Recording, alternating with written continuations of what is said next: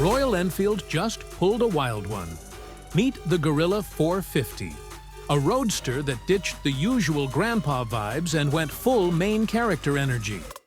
This thing runs on a 450cc liquid-cooled Sherpa engine, pushing 39.4 horsepower and 40 Nms of torque.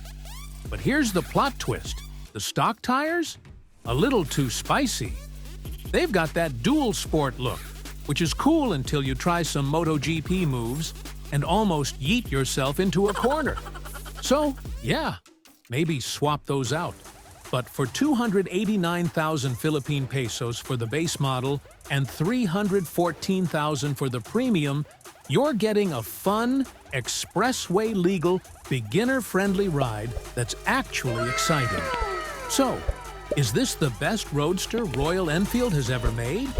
Or is it still too royal for you?